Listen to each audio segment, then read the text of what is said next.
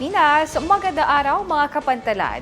Ako si Eunice Samonte. Samahan niyo po kami sa balitaan sa pantalan sa loob ng 30 minuto. Hatid sa inyo ang mga kaganapang ating nakalap sa loob at labas ng pantalan. Simulan na natin ang balitaan. Sa ulo ng mga nagbabagang port balita, Philippine Ports Authority kinilala bilang isa sa nangungunang dividend contributors sa mga GOCC sa bansa. Mga pasaherong dumagsa sa mga pantalan, umabot sa 4.5 million noong holiday season. Top 5 ports na may pinakamaraming pasahero, alamin.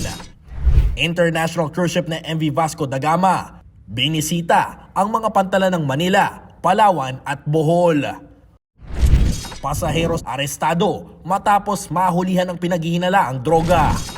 At makisaya at sumakay sa trip ng Trip Ventures at Lafang sa Pantalan. Yan at marami pang iba, dito lang sa PPA Ngayon.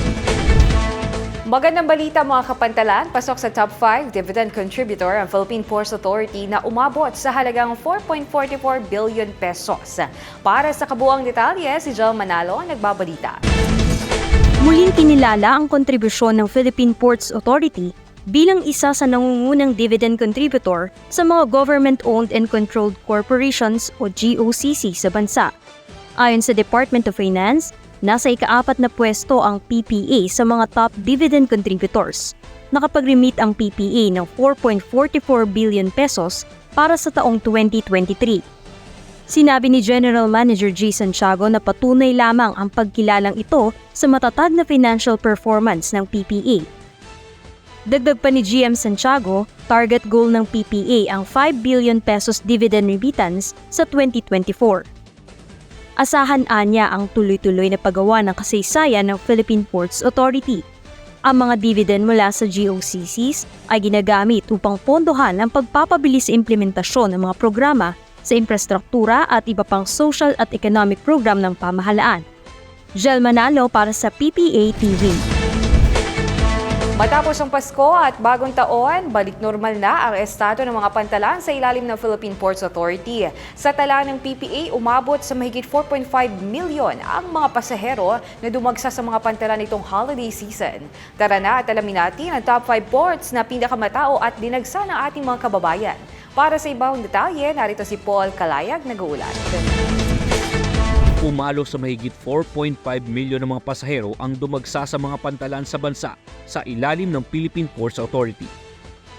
Ang mga numero na ito naitala mula noong December 16 hanggang January 5, 2024. Sa 25 port management offices sa bansa, nanguna sa pinakamataong pantalan ang Port Management Office ng Panay Guimaras. Umabot ito sa 440,567 na mga pasahero. So despite of that na flooded tayo ng pasahero, we were able to serve them well. Nabigyan natin sila ng karampatang comfort, convenience, as well as safety and security. So ito na siguro yung pagkakataon ko na nagpapasalamat ako sa lahat ng mga staff and personnel of PMO Panay Guimaras who done it well for the interest of the agency. Pangalawa sa pinakamataong pantalan ang Port of Batangas na may 439,997 na total na pasahero. Pangatlo sa pinakamataong pantalan ang PMO Mindoro na may 376,152 na pasahero. Pang-apat ang PMO Bohol na may 308,370. At ang panglima ay ang PMO Negros Oriental Siquijor na may 242,181 na pasahero. Sa kabuuan, naging maayos ang pagpapatupad ng kaayusan at seguridad sa mga pantalan sa tulong ng mga security personnel, PPA Port Police at Coast Guard, paglalagay ng mga help desk. Gayon din ang pagbibigay ng mabilis na pagtugon sa mga pangangailangan ng mga pasahero.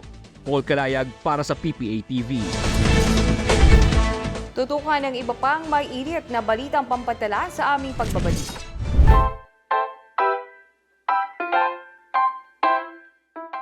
Shout out PPA, PMO, Bataan, Aurora employees! Yeah! Shout out kay Papa Ray, Boss Amo ng PMO Marquez!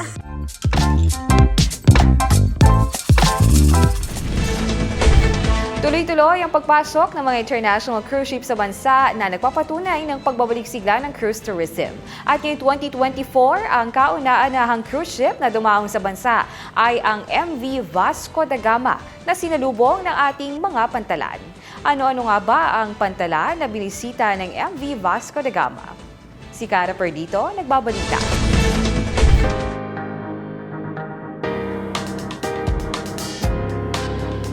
5 araw na natili sa bansa ang international cruise ship na MV Vasco da Gama na pag-aari ng Nico Cruises ng Germany kung saan tumaong ito sa 4 na pantalan sa ilalim ng Philippine Ports Authority. Ang naturang barko ay may kapasidad na 55,877 gross registered tonnage at may haba na 219.40 metro.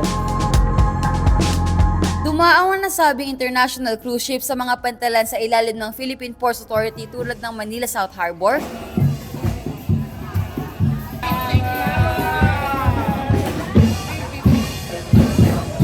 Coron Port,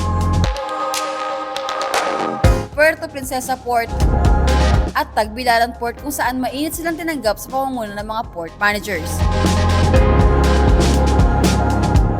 Samantala, nabigyan ng pagkakataon ng makapanayam ang mga co-captain ng Vasco da Gama sa Puerto Princesa Port kung saan maging sila ay hanga sa ganda ng ating mga pantalan dito sa Pilipinas.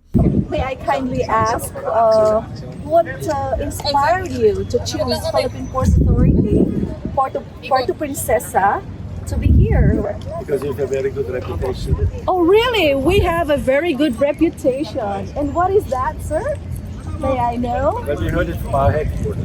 Actually, the port planning, they said you have a very good reputation. Oh, yeah, they are. Lovely. The people, And the people? they're very Are we friendly. kind? Oh yes. Oh, really? Oh yes. Okay. Yes. But yesterday So, when the guests came back, they were all commenting how friendly these people are. Filipinos are? I know. Okay. It was lovely to see you, sir, and be It is a able pleasure to be here. talk to you. Thanks And, for just hospitality. explore the beauty of Puerto Princesa, and we hope that your guests would really enjoy places around. For sure they do that. We do love this kind of ports when you have a proper facilities and it's a good feel, you know. Yeah. And then you have, I would say facilities for the cruise vessel, and that's good for us. Thank you so much. Nice to meet you, sir. and, nice to meet you, sir. God bless you.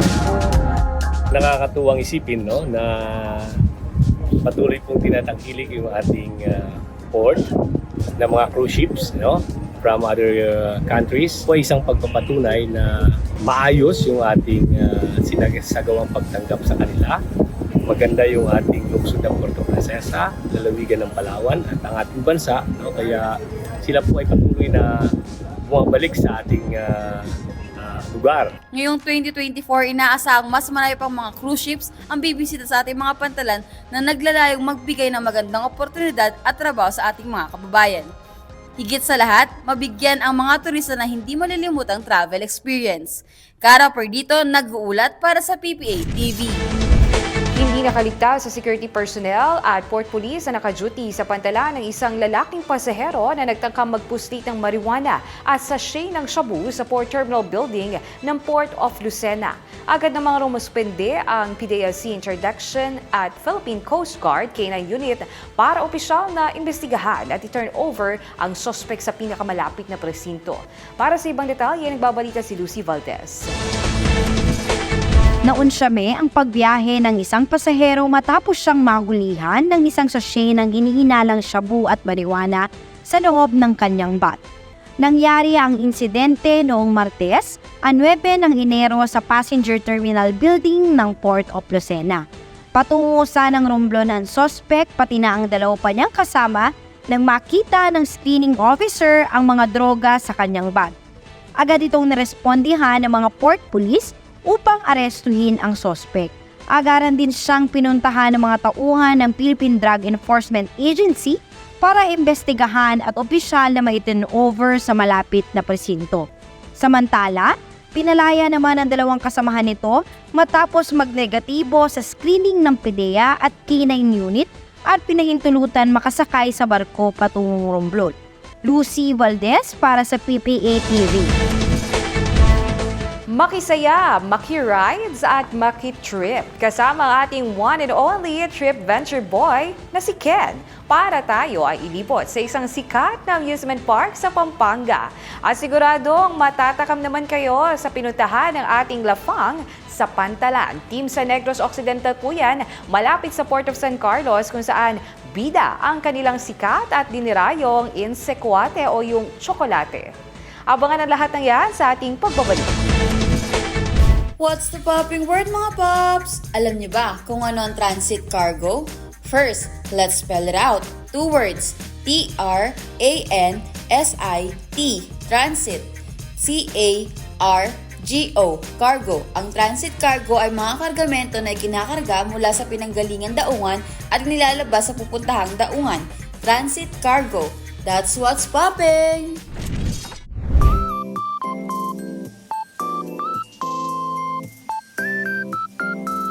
Lafang Season 2! Hi guys! Nandito kami ngayon sa San Carlos City! Lucy Bells. Alam niyo ba na 10 minutes away lang to sa Port of San Carlos? At alam niyo ba kung bakit kami nagawin dito? Narinig kasi namin na ito daw ang best coffee shop dito sa San Carlos. Hindi lang siya coffee shop, kundi chocolate shop siya. Kung saan matitikman ang pinakamasarap na chocolate. Dito sa San Carlos. At alam niyo ba kung bakit Insekwate ang pangalan nito? Kasi yung sakwate daw, yun daw yung Cebuano word for chocolate. And yung chick daw kasi yung may-ari, so pinagsama. So true, very witty yung pangalan. Yes. Sekwate. Nung narinig namin, sabay kami ni Lucy, ang VP. True, ang witty talaga. So yan, meron tayo dito na meals na silog, and then meron pa puto, Sulot, budbud. Parang gano'n. Sabay tayo. 1, 2, 3, go. Puto, sulot, budbud! Walang practice yan. Ang dami na naman namin pagkain. Pero syempre, hindi mawawala yung chocolate. Meron silang 2 kinds of chocolate. Ang espresso. This one, I think, pure down na nilalagyan lang ng condensed milk. And the other one is medyo watery yung texture niya. So, ito yung mas maraming water compared dun sa chocolate. Yan. Tara, tikman na natin. Syempre, umpisahan natin sa tosilo. Ito yung pagkain na kaya kong kainin for the rest of my life. Tosino. Hindi ko pagsasawaan. Ako naman everyday, spam. In fairness, yung spam nila may patuyong pang kasama. Usually, lang, itlog lang yung partner eh. Ito may tuyo.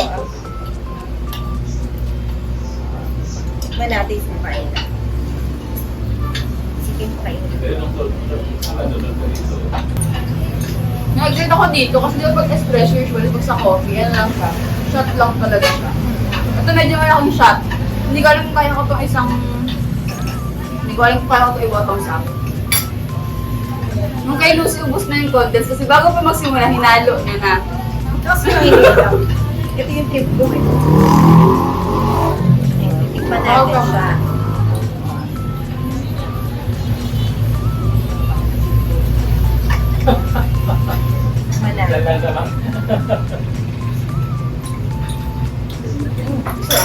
Very strong. Tikman ko muna ng wala. Wala.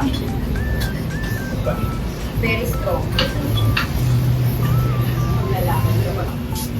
Sila mismo yung tatanin ng mga ginagawa nilang tsokolate. So, ayan.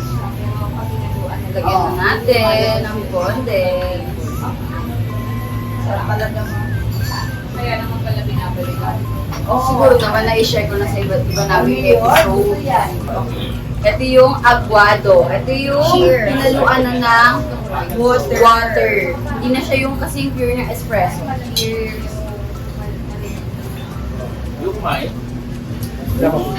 Wala ka pa? In fairness, chocolate talaga yung last niya, hindi lasang Milo. True. Diba usually kasi mga chocolate drink, lasang Milo lang, pare-pares lang yung lasa. Ito hindi.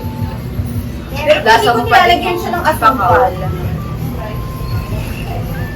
Kasi lasa lang siyang chocolate, pero wala siyang asukal. May pukul kayo dyan.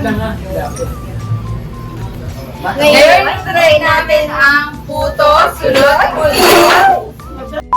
Puto, sulot, budbud! Sa Manila, parang lang to. Ito yung tinatawag na suman. Pero dito ang tawag nila sa San Carlos ay budbud. So, maitigilidip din to sa kanilang. Pero ito yung gusto ko suman kasi alam ko matalis to eh. Yan.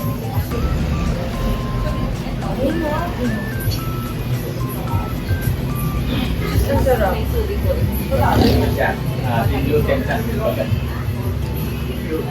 Kita niyo yun? Pinagsasabay ni Kara yung suman sa kakanin.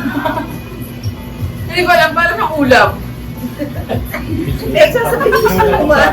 Ginagawa niya ulam yung suman. Feeling ko kailangan ko sa habulin ng kanin kada kinakain ko siya. Ito, sulot. Tingnan natin kung masarap ng sulot. Nagalahati tayo, baka nito. Ano kaya ito? I mean, parang siyang bread.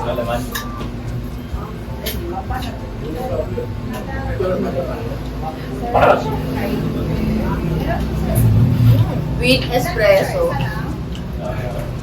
Stop niya ito. Ano yan? Sulot. Paano ma-explain? Ito lang pala yung sulot na masarap. Yung ma-explain. Parang siyang bread na merong coated with sugar. Kaya pag dinip mo siya sa espresso, saktong-sakto yung tamis niya. Alam niyo yung mga naglalako ng tinapay pag alas ng tanghali. Parang isa to sa mga binibenta nila. Pero mas masarap lang to. Ang sarap. Kung bibenta, ano na pinaliit?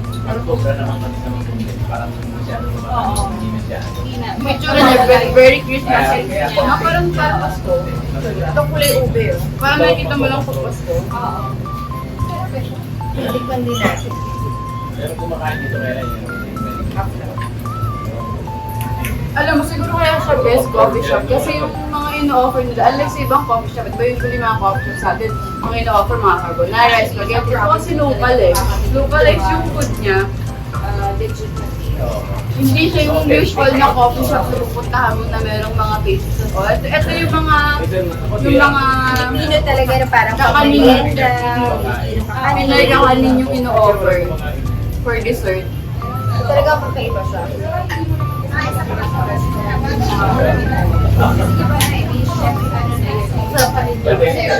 Kahit mo wala mong nasuka sa Fresh yung puto. Lasang puto? Puto. Ha? Puto. Wala siyang puto? Lasang puto. Ha? Magkatabi na agad dito. Saan nagkakaintindihan? Pero lagi. Yes. Sabi ko kadiri ito kasama ko, no? Pero yung typical ng mga local variety. Ay, ito naman ang crazy mo, girl. Yan, ganyan ka lang. No. This is another first time for me dahil first time ko lang makatikim ng tsokolate na puro talaga. Yung talagang walang halong chemical. Ay, chemical. Pero ayun, first time ko nga lang matikman. Pero talaga namang napakasarap. Kitang-kita nyo naman halos lahat. Isaw-saw ko doon sa tsokolate na yun. Sa espresso nila talagang waging-wagi for me. Another one is yung budbud nila. Nakita nyo naman ay talagang inulam ko pa. Kahit hindi siya kaulam-ulam ay inulam ko. Kasi talagang napakasarap niya. Kaya for me, it's a 10 over 10. Oh yes. So ayun, for me naman, ang pinaka nagustuhan ko talaga ay yung spam silog. Syempre, every time kasi na magta-travel ako, yan ang pinaka hinahanap ko na breakfast. Yan ang pinaka paborito ko. Sumunod ay yung kanilang chocolate drink na purong tsokolate. Pero pag pinartneran mo din ng condensed milk, ay iba rin yung tamis na naibibigay na mas sumasarap pa yung tsokolate. No? Kaya ang overall rating ko ay 10 out of 10 or 5 spoons. Sobrang sarap talaga. At talaga naman nadadayuhin mo. Love trip, food trip, at kahit ano pang trip, Siguradong dito, masaya ka na, busog ka pa. Bye! Mahilig ka ba sa mga extreme na trip pero sawa ka na sa mga karaniwang adventure? Don't worry dahil dadalhin ko kayo ngayon sa San Fernando, Pampanga na hindi lang sikat sa makukulay na porol, kundi sa nakakasabik na rides!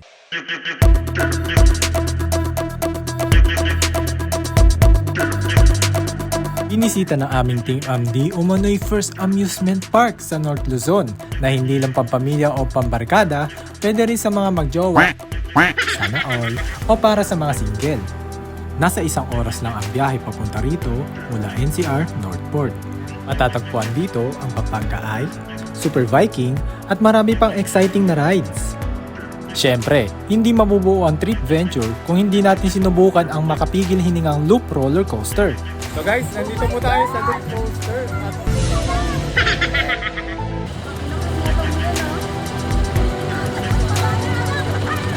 Ingatan mo siya!